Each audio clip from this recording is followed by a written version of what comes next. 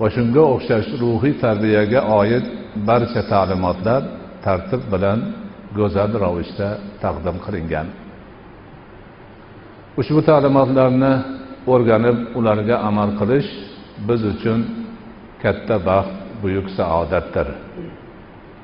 Ayniqsa aqida bobidagi ta'limotlar eng go'zal ta'limotlar. Insoniyat tarixida hali bunga o'xshashi uchramagan oson, yorqin, insoniyatni aqidasini pok saqlab turadigan, aqliy tarafini to'g'ri saqlab turadigan ilohiy ta'limotlar majmuasidan iboratdir. Mana shu aqidani o'rgangan, bilgan odamlarni bu dunyodagi hayoti ham go'zal bo'ladi, oxiratdagi hayoti ham go'zal bo'ladi. Islom aqidasi sof aqidadir. Juda sodda, barcha insoniyatni to'g'ri yo'lga boshlaydigan hidoyat mayog'idir. Inson islom aqidasida bo'ladigan bo'lsa, tasavvuri to'g'ri bo'ladi, xayoli pokiza bo'ladi. Hamma tarafdan faqat va faqat to'g'ri, odilona, go'zal fikr bilan, aqida bilan, e'tiqod bilan yashaydi. Mana shu aqidasi, e'tiqodi, tasavvuri dunyoni unga go'zal ko'rsatadi va dunyoda yashashini go'zal tarzga keltiradi. Shu aqidadan og'iladigan bo'lsa, inson bid'atga botadi, xurofatga botadi, noto'g'ri fikrlar botqog'iga botadi, miyasi aylanadi, qilayotgan ishlari chilparchin bo'ladi. Mana shu ma'noda siz bilan biz o'zimizning dinimizni, aqida bobini juda yaxshi o'rganishimiz kerak. O'sha aqida bobidagi ta'limotlar bo'yicha siz bilan biz mo'min musulmon bandalar ko'proq g'aybga ham iymon keltirishimiz kerak bo'ladi. Mo'min musulmon ummatni sifatida Alloh taolo Qur'onda yu'minuna bil g'aybi degan. Bu ummat shunday ummatki, g'aybga iymon keltiradilar. Ya'ni g'ayb degani ko'z bilan ko'rib bo'lmaydigan, qo'l bilan ushlab bo'lmaydigan, quloq bilan eshitib bo'lmaydigan, burun bilan hidlab bo'lmaydigan, his qilib bo'lmaydigan, his qilish a'zolari bilan idrok qila olmaydigan narsalar. Allohga bizning iymonimiz bor, o'zini ko'rganimiz yo'q.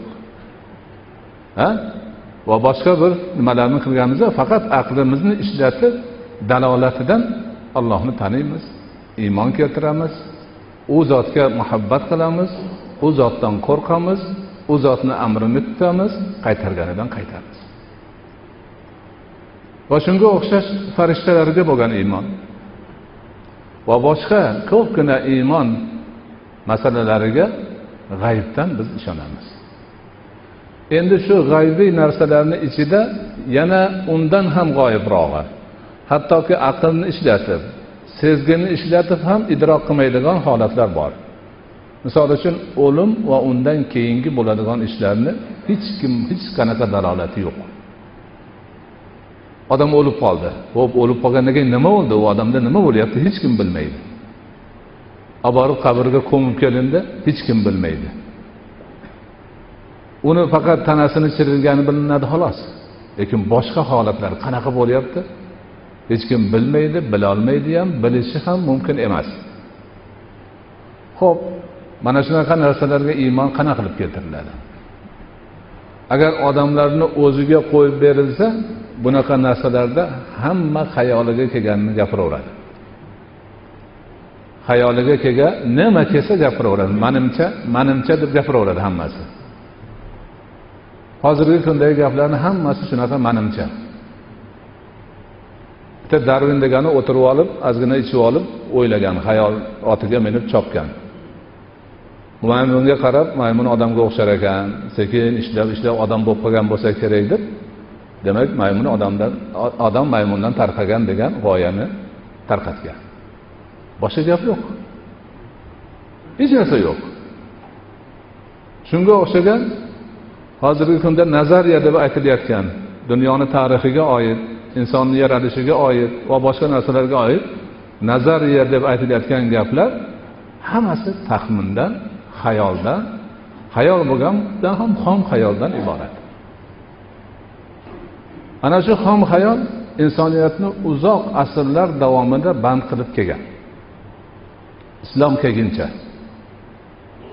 Ana mashhur musulmon allomalaridan Hujjatul Islom Muhammad al-G'azali rahmatullohi alayh shu fikr sohasida odamlarni o'zlariga qaratib turgan faylasuflarni ta'limotlarini o'rganib, ana o'sha ulardan ham kuchli darajaga kelib turib, g'aybiy narsadagi bularning gapini hammasi bir pul ekanligini isbot qilgan. U kishini Tahofutul Falasifa degan mashhur kitobi bor. Ana shunda takafuul adillati ala qidamiz zamani wal makan, takafuul adillati ala hudusil alami va qidamihi degan bir qancha mavzularni yozganlar. Misol uchun zamon, makon aslida bormidi, keyin paydo bo'lganmi? Qadimdan insoniyatni avvalidan faylasuflar sinib tortishgan. Birov makon va zamon qadimdan bor degan. Ikkinchisi yo'q, keyin paydo bo'ldi degan. Qadimdan bor degani, mani qadimdan bor deganimga dalilim menimcha mundaqa deb o'zini xayolini aytgan. Bunisi men keyin paydo bo'ldi deganim menimcha bunaqa bo'lgan deb bu ham aytgan. U bunga aytgan, bu bunga aytgan. Ular o'lib ketib orqasidan kelganlar yana shuni davom ettirishgan. Undan keyin Yunon faylasuflariga kelgan, undan keyin boshqalariga kelgan va Imom G'azolining vaqtigacha yetib kelgan. Imom G'azoli aytadi, shuncha yil tortishibsizlar. Uning gapini ham to'g'riga o'xshaveradi, buningniki ham o'zingnikiga. Lekin insoniyatga nima qildi deylar? Quruq safsatadan boshqa hech narsa yo'q. Bittang dunyo qadimida deyapsan, bittang keyin paydo bo'lyapti deyapsan. Nechi avlod faylasuf buni tortishib oxiriga yetmayapsan, yana kelyapti. Yana davom etaveradi. To'xtanglar. Bu yerda odam o'zini bilish kerak. Odamga Alloh taolo bilim vositalarini berib qo'ygan. Ana shu vositalarni demak ishlatib bilim olishi bor. Bu bilim olish narsalari insonni his qilish a'zolariga bo'ysunadigan narsalarda bo'ladi. Ko'zi ko'radi, qulog'i eshitadi, qo'li ushlaydi, burni hidlaydi, og'zi ta'mini biladi. Mana shularni bahs qilinglar. Mana shunda bahs qilib bularning xususiyatini o'rgansalaringiz o'zingizga ham insoniyatga ham foyda keladi. Lekin o'zing yo'q joydagi, xayoldagi narsani tortishib nima qildilaring? Hech narsa yo'q. Hamma xayolida borini gapiraveradi. Shuning uchun xayolida bo'ladigan, ya'ni insonni idroq doirasidan tashqari g'aybiy narsalar. Buni chet elliklar metafizika deydi. Metafizikaga oid narsalarni inson bahs qilib topa olmaydi. Shuning uchun to'xtatish kerak. Bu boradagi ilmni Allohning o'zidan olish kerak. Dunyoni yaratgan zot, hammasini ushlab turgan zot nimaligini o'zi biladi, xabarini berib qo'yadi. Inson o'zini qobiliyatidan tashqari narsaga urinib, xayolini, mehnatini, umrini, fikrini zoya qilmasin. O'ziga foydali narsalarga urinsin. Mana men sizlarga misol keltiraman deydi Imom G'azoliy. Olov paxtaga tutsam yonib ketyapti paxta. Temirga tutsam yonmayapti. Nima uchun? Shuni o'ylanglar, topinglar shuni. Shuni topinglar. Shu olovni paxtaga tutganda paxtani kuyishi, paxtani qobiliyati borligidanmi yo olovni kuydirishidanmi? Aniqlaylar shuni. Temirga tutganda nimaga kuymayapti? Buni ham aniqlaylar. Shunda insoniyatga bir foyda keltirasizlar degan va u kishining mana shu buyuk falsafasi insoniyat tarixida tajribiy ilmlar degan bugungi kungi ilmlarga asos solgan. Imom G'azoliyning shu gapidan keyin musulmonlar ana shu laboratoriyalar qilib hamma narsani tekshirishni boshlashgan. To'g'ri, bu paxtani kuydirib ko'raylikchi, nima bo'lyapti? Temir nimaga kuymayapti? Mana u nima bo'lyapti? nimaga mana bu odamga mana bu qorishmani ichirsa yaxshi bo'lib qolyapti, demak bunda xususiyati bor ekan, buni o'rganaylik deb dunyoni tajriba ilmlarga to'ldirishgan. Hozirgi Ispaniya, Portugaliya, Fransiyaning janubiy qismlari, Shveysariya, Italiyaning bir bo'laklarida 800 yil davomida Andalus davlati degan musulmon davlati hukm surgan. Ana shu yerning ulamolari mana shunaqa ixtirolarni qilgan. Ularni ko'rgan Yevropaning odamlari kelib bulardan o'rganishni boshlagan. Shunda cherkovni ochig'i chiqqan, bizni bolalarimiz ana u kofirlarning oldiga borib musulmonlarni nima nobakorlikni o'rganib kelyapti. Ularni o'shalar kuydiringlar deb Galileo Galiley boshqalarni o'shunda kuydirishgan. Keyin baribir ular kelib musulmonlardan o'rganib, ular taraqqiy etib ketdi. Musulmonlarni qirishib oldi. Shu bilan musulmon olami bu ilmdan chetlab qoldi. Musulmonlardan o'rgangan ilmni Yevropaliklar rivojlantirib hozirgacha kelishyapti. Bizda nima bo'ldi? Bizda endi ana o'sha narsalar haligi aytganimizdek markaz bo'lgan Andalusda musulmonlarni bitta qo'ymay qirishdi. Boshqa ahvol nima? Noto'g'ri bir holatga tushib qoldi. Haligi tajribiy ilmlarni demak urininglar, g'aybiyotni Allohning o'zidan olish kerak degan qoida asosida islom aqidasi shakllandi. Qur'onda kelgan oyatlarga binoan Allohni tanish, u zotning sifatlarini bilish, olam nimadan iborat ekanligi, inson zoti kim, hayvonot olami nimadan iborat, nabotat olami nimadan iborat, hammasini demak aqidasi, farishtalar, qiyomat kuni, qazo-i qadar va boshqa aqidalar oson ravishda, go'zal ravishda insoniyatga taqdim qilindi. Ana o'sha Allohdan oladigan xabarlar ichida eng nozigi avvalgi aytganimizdek g'aybning xabari. Insondan g'oyib narsaning xabari. Misol uchun inson o'lgandan keyin nima bo'ladi? Qiyomatda nima bo'ladi? Ertaga nima bo'ladi? Indinga nima bo'ladi? Mana u odam bugun mana qilib yuribdi, ertaga oqibati nima bo'lar ekan? Ish qilmoqchi, ishi yurishib ketarmikin, yo'qmikin? Mana bunaqa savollar, g'ayblar faqat Allohning o'ziga. Allohning o'zi biladi, hatto payg'ambarlar ham bilishmaydi, illa Allohning o'zi bildirsagina biladi. Mana shu aqida bilan islom ummati yashadi. Lekin dindan uzoqlashganda, aqidani quvvati yo'qolganda, ummat ma'rifatdan mosuvo bo'lganda, savodsiz bo'lganda har xil bid'at xurofatlar qo'shildi. Jumladan bugun siz bilan biz gaplashmoqchi bo'lib turgan masala folbinlar masalasi ham yuzaga chiqdi.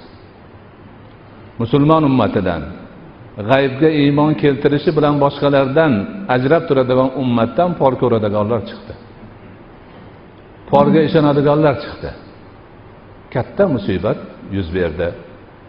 Holbuki bu narsani Rasul akram alayhisolatu vassalom o'zlari yo'q qilgan edilar. Folbinlikni kofirlik deb e'lon qilingan edilar. Fol ochish kufr degan edilar. Uni tasdiqlaganlar ham kofir bo'ladi degan edilar. Shuncha hadislar turib, Rasulullohning shuncha ta'limotlari turib, islom ummatining shuncha iymon e'tiqodi turib, yana ularning ichidan haligi holatlar chiqdi, bugungacha davom etib kelyapti. Payg'ambarimiz alayhisolatu vassalom kim folbinga borsa va uni aytganiga ishonsa, Muhammadga nozil qilingan narsaga kufr keltiribdi deganlar. Folbinga borib, fol ochib qo'ying deb, folbin ertaga u bo'lasan, bu bo'lasan desa, shunga ishonib yurgan odam Rasululloh alayhisolatu vassalomga tushirilgan Qur'onga, shariatga, islomga kufr keltirgan bo'lar ekan. Ana.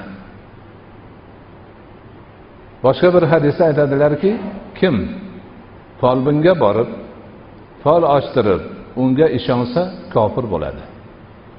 Borsa-yu ishonmasa 40 kun namozi qabul bo'lmaydi deydi. Ishonmasa ham bo'ldi, bu qolavermas ekan. Borganini uchun javobgarlik bo'ladi. O'sha paytlardagi demak fol ochish holatlarini ham Rasul akram alayhisolatu vassalom hadislarida bayon qilib berganlar.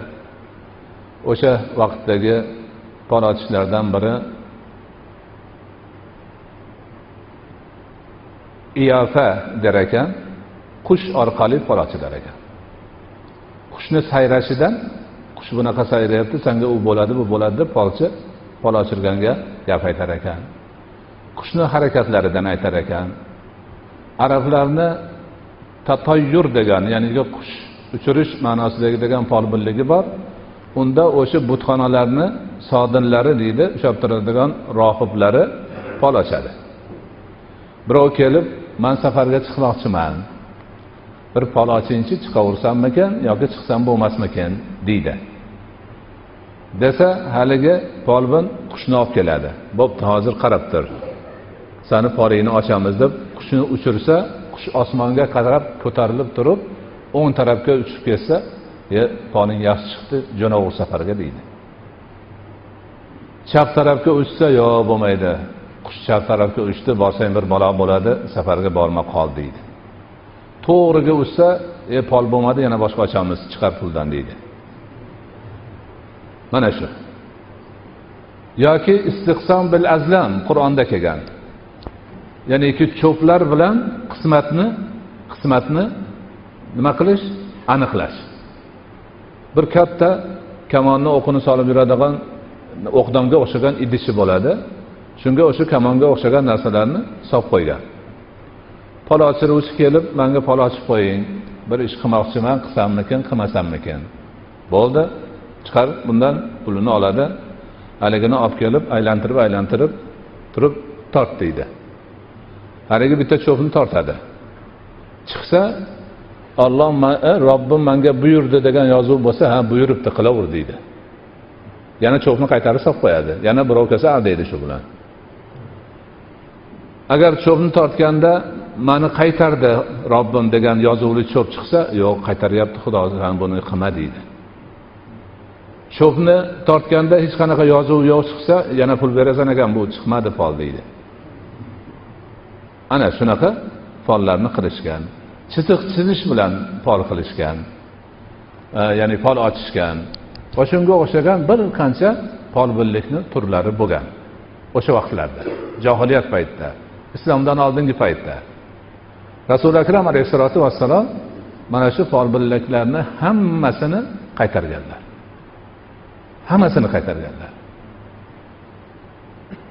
Yulduzlarga, osmondagi mavjudotlarga qarab fol ochishlarida ham munajjimlar bo'lgan. Ana ularni ham Rasululloh alayhisolatu vassalom qaytarganlar. Kazabal munajjimuna walau sadaqu deganlar. Agar ular rost aytsa ham baribir kazzobdir. Aytgani rost chiqyapti, lekin ishonmalaring kazzob bu. Mana shunday qat'iyat bilan iymoni ketadi, kofir bo'ladi. 40 kungacha o'qigan namozi qabul bo'lmaydi. 40 kungacha qilgan duosi qabul bo'lmaydi kabi qaytariqlar bilan Rasul akram alayhisolatu vassalom ummatlarini ana shunday Allohni bizga joriy qilgan aqidasiga teskari, Allohga shirk bo'lgan va boshqa gunohlarni o'zida mujassam qilgan folbinliklardan qaytarganlar. Musulmon ummati qaytgan, Allohga bo'lgan sof aqidasi bilan yashagan, shariatni ko'rsatmasi bilan yashagan. Lekin ming afsus bo'lsinki, ta'limotlardan uzoqlashish, johil bo'lib qolish, diniy ta'limotlarga e'tibor bermaslik qo'yish oqibatida yana bu narsalar qayta paydo bo'lgan. Hozirgi kunda o'sha folni turlaridan hammasidan bor. Hozir qush uchirishmaydi, kichkina mayna qushlarni qafasga solib qo'yib, bu yoqqa 5-10 ta xatni har xil qilib yozib qo'ygan. Olib aralashtirib qushga tutadi. Qush cho'qib bittasini olsa, "Mana seni toliging shu" deydi. O'zi yozib qo'ygan buni.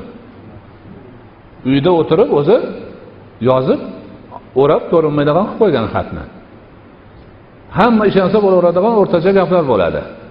Yo kasal olasan, yo sog' bo'lasan. Ana uni olgan sodda, "Ha, shunaqa ekan, yo kasal olamagan, yo sog' olamagan topdi" deydi. Va shunga o'xshagan u yoqqa ham, bu yoqqa ham burilaveradigan gaplarni yozib qo'yilgan. Uni haligi qushi bilan o'tiradi. Kelib menga fol ochib qo'ying deb pul beradi. Demak, haligi xatlarni aralashtirib tutsa, qush cho'qib oladi, yana aylantirib yana tutadi, uchinchisini iniga olib beradi.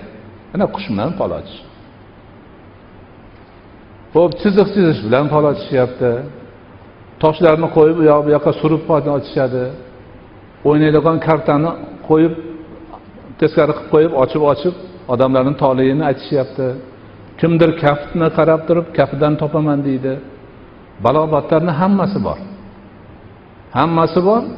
Mo'minman, musulmonman degan odamlar shularning oldiga boradi. O'zlaricha qoida qilishib olgan. Polga ishonma, polsiz yurma. Gapni qarang. Insoniyatning aqliga, zakovatiga or nomusi bo'lgan gap-ku bu. Qana qilib o'shanmagan narsasiga o'zi yurmay qo'ymasligi kerak. Polga ishonma, polsiz yurma. Bunaqa ahmoqona qo'shtirnoqidagi hikmatlar insoniyat uchun or, nomus. Qana qilib o'zi ishonmagan narsaga o'zi amal qilmay turmasdan borib qilish kerak shuni. Ana polvonman deyotganlar, ular ham musulmonman deydi. Lekin tamoman shariatga xilof, iymonga xilof, musulmonchilikka xilof ishni qilishadi. Har qanday da'volarni qilishadi. Men uni topib berganman, buni topib berganman. Odamlar biror narsasini yo'qotib qo'ysa, borib polvonga uchraydi. Ha, pulim yo'qolib qoldi. Ha, bo'ldi. Men ham o'zim ham o'ylab turdim, siz pul yo'qolgan odamga o'xshab kelyaptidingiz deydi. Usta o'rganib ketgan, har kuni nechta anqovni pulini olyapti u. O'tiring deydi, o'tkazadi. Keyin shu bir gapni aytadi. O'shini aytgan gapi qarindosh urug'ni, quda andani, yori do'stni orasini buzadigan gap bo'ladi. Men deydi, pol ko'rdim, sizni pulingizni o'zingizga yaqin bir odam olgan deydi. Yaqin bo'lmasa qanaqa endi? U bo'lgan, bu bo'lgan deydi. Bir ikkita sifatni aytadi. O'sha sifatdagi yaqinlardan 10 ta 15 ta bo'ladi, hammasidan gumon qiladi haligi odam. Mana shu olgan haqiqatan bir kuni sal g'alatiroq ko'rinuvdi o'zi deydi. Ana, orada buzildi. Aloqa buzildi, ijtimoiy aloqa buzildi. Qarindoshlik silasi uzildi. Bu juda katta zarar bu. O'zimizda bo'lgan. Birov puli yo'qolib qoldi. Qari odam ayoli o'tib ketganlar ekan, pulini o'zi olib yurar ekan, yo'qolib qoldi. Yo'q, pul yo'q. Polvonga bordi. Polvonga borsa, aytdiki, Ali pol ochganda keliningiz olgan pulni debdi. Borib kelinni siqqan, sen pulni o'g'lagansan, menga polvon aytayapti. Kelin qasam ichgan bo'lmaydi. Nima desa degan, yo'q, sen olgansan berasan. O'g'lini qisgan, oxiri o'g'li bilan kelin ajrashib, oila buzilib ketgan. Bu endi ota beva, o'g'lim unga qo'shildi, ikkovi yashashib yurgan. Bir kuni o'sha eski ko'rpalarni boshqa yoqqa olishsa, o'sha ichiga o'zi soqib qo'ygan ekan, esidan chiqib qolgan ekan, pul chiqqan. O'zimizda bo'lgan, mana shu bugungi kunda bo'lgan narsa bu. 100 mingdir, 50 mingdir, undan ozdir, ko'pdir pulni o'zi qo'yib esidan chiqib qolgan. Turibdi puli, hech narsa bo'lgani yo'q. Polvonni gapi bilan bir oila buzilib ketdi. Bunaqa narsa har qadamda bor. Har qadamda bor. Odamlar qiziqda, anqovlikni qarang, borib polvonga aytadi, shunaqa meni qizim bo'yi yetib qoldi, sovchi kelmayapti. Shuni bir nima qiling. Ha, hozir polochamiz o'qib boramiz, bu qilamiz deb. Holbuki o'sha polachga o'zi beva. O'zini 3 ta qizi bor, kuyov kelmayapti.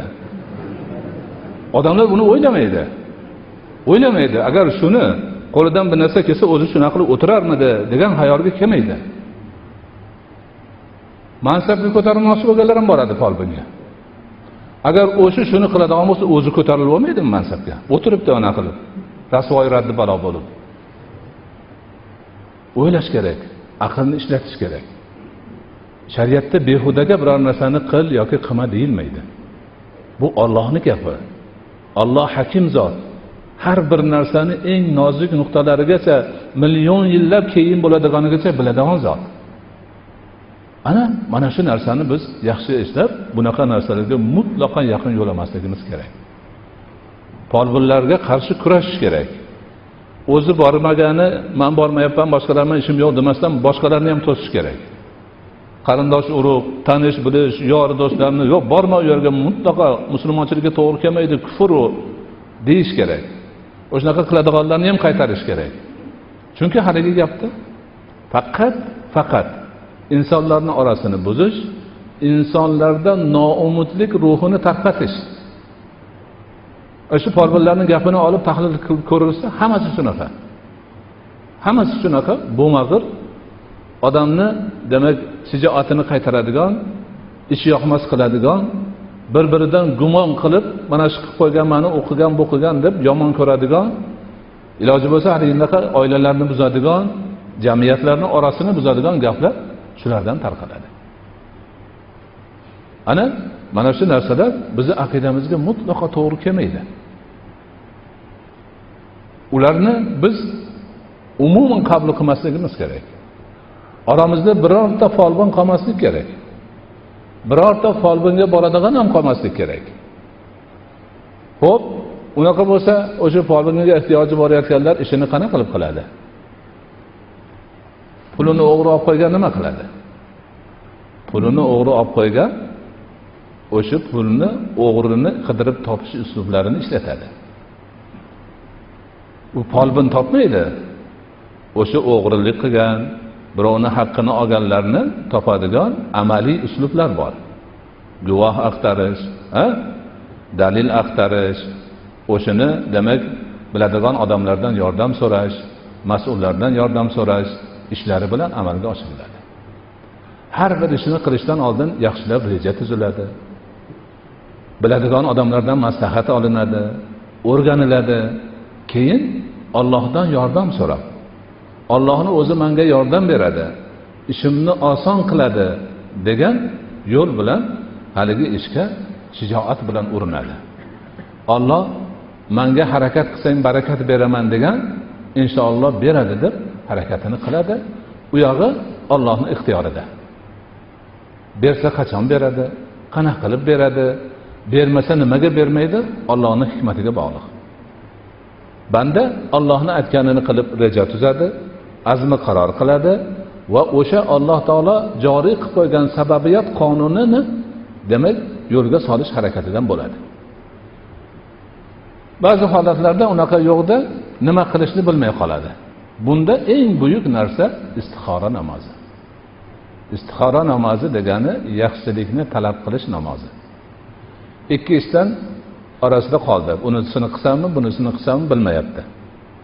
Shunda qaysi biri yaxshi ekanligini ishorasini bilish uchun yaxshilikni talab qilish namozi degan 2 rakat namozni o'qiydi. Hamma kitoblarda yozdik. Istixora namozi Rasululloh alayhisolatu vasallam qanday o'qiganlar, qanday o'qishni tavsiya qilganlar kitoblarda bor. Ana hadis va hayotni namoz kitobiga qarasalaringiz, hammasida bor. Odamlar olib o'qib xursand bo'lib yurishibdi. Ana 2 rakat namozni o'qib, oxirida o'sha duosi bor, duosini o'qib, bu namozni uyquga yotishdan oldin o'qiladi. Keyin bemalol hech narsani o'ylamay yotsa, Alloh taolo tushiga bir narsani kiritadi. Tushidan xursand bo'lib tursa, ishni qilaveradi. Tushidan ko'ngli xijil bo'lib yoqmay tursa, u ishni tark qiladi. Endi o'sha namozni o'qigandan keyin yaxshilikka ham, noxushlikka ham alomat bo'lmadi, hech narsa yo'q. Yana o'qiydi. Alloh taolo o'zi bir ko'ngliga soladi. Ana o'sha istixorani qilgan odam Rasul akram alayhisolatu vasallamning sunnatiga amal qilgan bo'ladi va ajr oladi, savob oladi va o'sha asosida olib borgan ish ham inshaalloh xayrli bo'ladi, barakotli bo'ladi. Ha o'sha ishni qiladimi yo qilmay tark qiladimi, baribir ikkisiga ham savob oladi, ajr oladi, xayr baraka bo'ladi. Ana xulosamiz shu. Bizning aqidamiz eng sof aqida, eng to'g'ri aqida, eng oson aqida, eng ravshan aqida. Shu aqidani joriy qilgan hukmi g'aybiyotni Alloh taoloning o'ziga havola qilishdir. Biz g'aybni bilishni da'vo qilishimiz kufrga aylanib qoladi. Da'vo qilganlar kofir bo'ladi. Ularga borib g'aybni bilib ber deganlar ularning sherigi bo'ladi. Ana o'sha narsani biz qilmasligimiz kerak. Mana shu yaqin oylarda 2 oycha bo'ldi. Rossiyani tib bo'yicha mas'ullardan katta bittasi bayonot e'lon qildi. Bayonotda nima deyapti? Rossiyada bir yilda folbinlar, ekstrasenslar, yana o'zlarining gapini aytadi, gadarshik, ana u ham bor-u. Gazetalarda chiqadi. Tolayni yulduzga qarab belgilaydi. Yo'q, nimasi? Astrologik nimalar, bashoratlar. Mana shularga odamlar, davlat emas. Odamlar sarflagan pul 30 milliard dollar bo'ldi, deyapti. Folbinga, ekstrasensga, astrologga. Astrolog deganimiz yulduzga qarab fol ochadiganlar. Bular ham oldin ham bo'lgan, hozir ham bor. Shularni har gazeta, ko'p gazetalar odamlarni qiziqtiraman deb, shuni kundaligi ham chiqadi, haftaligi ham chiqadi, oyligi ham chiqadi. Ana o'shani aqidasi yo'q, tushunmagan odamlar o'qib olib, menga u bo'lar ekan, menga bu bo'lar ekan deb yuradi. Ular yulduzdan qarab odamni tolayini belgilarmish. Yulduzlar bu odamlarni boshqarib turar ekan, Alloh emas. Burjlari bor, o'sha burjlarga tug'ilganlar, o'sha burjga nima desa, shu hayotida bo'lish kerak ekan. Bizning gazetalarda ham chiqib yotibdi shu. O'sha o'rislarning o'zi tushunganlari, bu axir zarar-ku, jamiyatni yemiryapti-ku, odamlarni aqidasini buzyapti, odamgarchilikdan chiqaryapti deb dod solyapti o'rislar. Yozib qo'yganman, men kitob yozdim, shunda yozdim shuni. Haligi odam haligi gapni aytayapti. O'sha astrolog, munajjim, folbin, ekstrasens, balo battarlarga rossiyaliklar bir yilda 30 milliard dollar hisoblar ekan. Sarflar ekan. Haligi tib xodimi aytadiki, biz tib uchun harakat qilib, kasallar bilan kurashishdan ko'ra bular bilan kurashib halok bo'lyapmiz deydi. Tib yurishmay qoldi bularning balosidan deydi. Odamlar o'zlariga ketyapti deydi. Doktorga borsang, dela tuzadi, yarim soat so'rab yozadi, yotqizib qo'yadi, u yog'ini ko'radi, shunga odamning toqati yo'q. Borib tuzalding, ketdi desang, ketaveradi shu. Tuzalib qoldim deyaveradi. Endi o'sha 30 milliard sarflaydi deb bayonot bergan kuni bitta siyosiy sharhlovchi o'zini eshitirishni boshlashdan oldin aytayapti. Bugun palonchi deydi. Shunaqa ekstrasens, folbin, munajjimlarga 30 milliard dollar sarflanadi Rossiyada dedi. Agar o'sha 30 milliard hozir bo'lganda Gretsiya bilan ana Kiprning muammosi hal bo'lar edi deydi. Ko'ryapsizmi? Ikkita davlat quladi, ikkita davlat. Ikkita davlatni qulashdan saqlab qoladigan mablag'ni rossiyaliklar folbinlarga beryapti ekan. Bu qancha zarar? Shu 30 milliardni o'sha odamlar o'zini sog'ligi uchun ishlasa bo'lmasmidi? Tibbiyotga ishlasa bo'lmasmidi? Bizda ham hisoblasak shu. O'sha folbinga boraman degan yo'lkirasi ham shu sarf. Folbinga bergan puli ham sarf. O'tkazgan umri ham pul. Aqidasini buzilgani kufr. Zararni qanchaligini qaranglar. Qancha zarar. Bugungi kuniga, oilasiga, o'zini iqtisodiga, oxiratiga zarar. Koni zarar narsa. Shunga odamlar o'zini uradi. Ana shunaqa narsalardan biz ehtiyot bo'lishimiz kerak. Musulmonligimiz bilan faxrlanishimiz kerak. Aqidamiz bilan faxrlanishimiz kerak. Ana shu aqidaga va dinga munosib insonlar bo'lishimiz kerak. Ana undaqa adashishlar, kufr, gunoh ishlarga hech qachon yaqinlashmaslik, doimo xayr baraka bilan bo'lish paydan bo'lishimiz kerak. Alloh subhanahu va taolo